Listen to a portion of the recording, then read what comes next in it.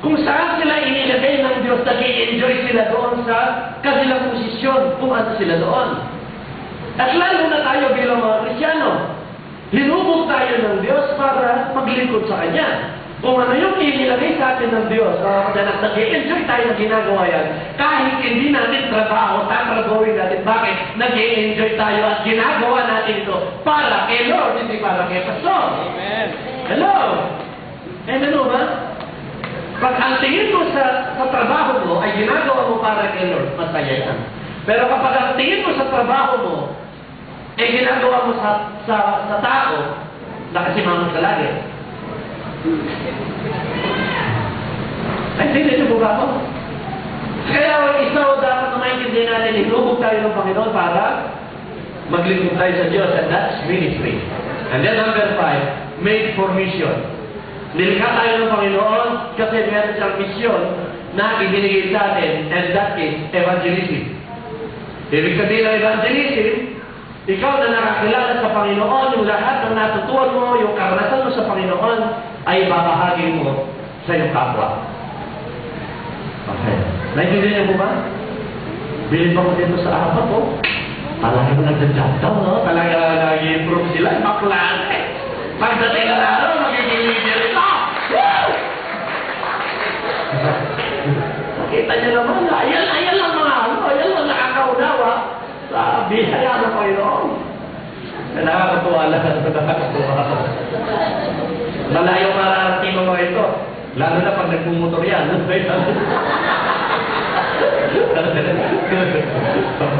Okay, pagbutin nyo mga lang. Pagbutin nyo. Okay, that's evangelism. Okay. About spiritual growth. About spiritual growth. We grow through making commitments. Lalago tayo kung tayo ay mag-decide, na magtalaga sa Panginoon. Nasabi na, faith by itself, if it is not accomplished by action, is dead. Nasabi ni Santiago, ang pananampalataya, walang gawa, patay. So, ibig sabihin, meron ka ng pananampalataya. Baka bang yung alam ba, nananalangin ka, Lord, gusto mo magkatrabaho, pero hindi ka naman umaalis ng bahay.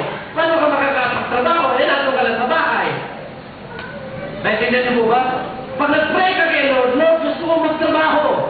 So, lakas ka ngayon, kasama mo si Lord, apply ka, magugulat ka na lang, tanggap ka, hindi ka pa na-interview, okay, tanggap ka na. Hindi ka pa na-interview. Bakit to? Kasi nag-pray ka kay Lord at gumagawa ka na action para maghanap ng trabaho. Tandaan niyo ito, walang Kristiyano na kapag nakatapos, hindi magkakatrabaho. Diyak magkakatrabaho. Walang Kristiyano naka-standby. Ang mga Kristiyano, pag yan nagtrabaho, iaangat ni Lord yan. Sa simula, naangat natin sa maliit na posisyon ka. Pero kapag ginagawa mo ito para kay Lord at ikaw ay naglilingkod para sa Kanya at masaya ka sa yung ginagawa mo, kundi iaangat ka ng Panginoon at darating ang araw, magiging supervisor ka, magiging presidente ka ng isang bangko o ng isang kumpanya. O kaya, ikaw maging mayor ng Aliaga. Hello? Di mo ba?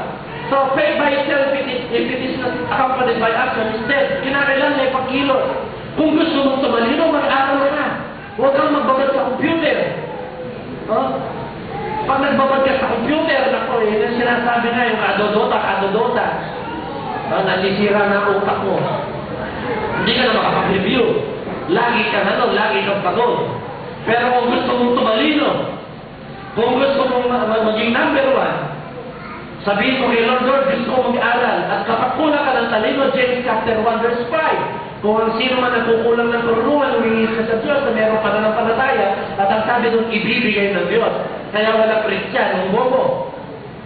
Amen ba? Amen. Hello? Walang Kristiyanong tamad. Amen. Ang mga Kristiyano masisipag. Amen. Ang mga Kristiyano matatalino. Amen. Number 1 lagi tayo. At kung tayo man ay tinatansya ng mga ibang tao, tandaan mo natin yan, bahala si Lord sa kanila. Okay. Spiritual growth, dapat lumalago tayo at lalago tayo kung tayo ay merong pagtatalaga ng buhay. Hindi yung miya-miya, tumawag, punta tayo sa harapan, pagkaraan nun, wala na. Punta na tayo sa harapan, tinamaan tayo emosyon natin. Iba yung tinamakan ng emosyon at nag-decision ka, Lord, simula ngayon, magbabago na ang buhay ko, simula ngayon, maglilingkod na ako sa'yo, simula ngayon, itatalaga ko ng buhay ko sa'yo, at simula ngayon, maaga na ako sa worship service. Hello? Naintindihan niyo po ba yun, mga kapatid?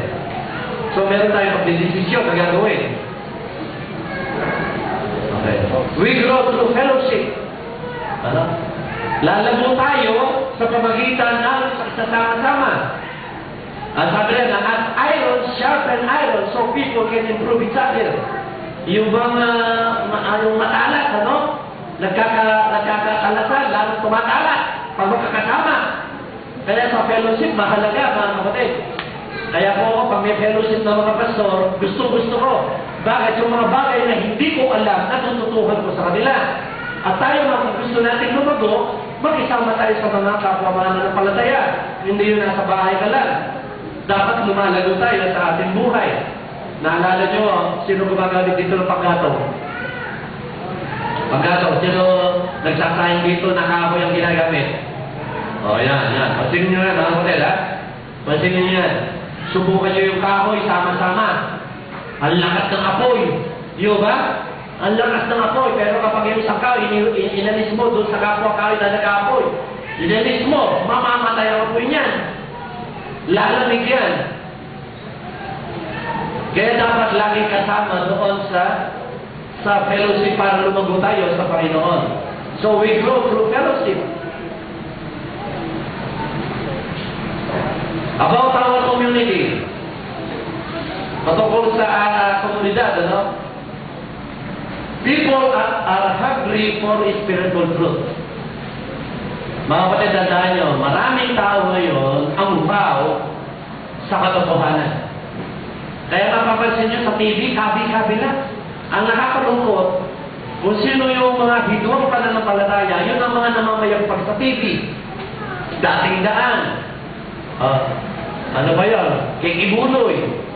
May mga pinapanood ng Iglesia ni Cristo. Yan ang mga nasa TV ngayon. Nakakalungkot. Pero kung tayo po'y magsisipag, sabi niya sa John chapter 4, verse 35, look around.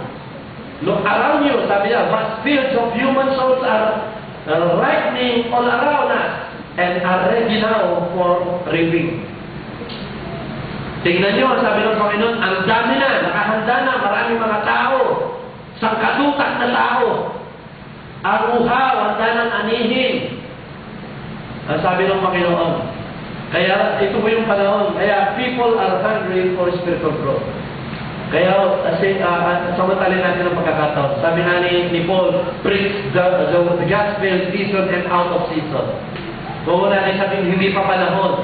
Ang sabi ni Pablo, in season and out of season, preach the gospel. Napapanahon man o hindi napapanahon, ipangarap ang salita. So, mahalagang bagay yun. Now what? Ano ngayon? Ano ngayon? Sabihin na natin, ano ngayon? Tingnan natin. Start living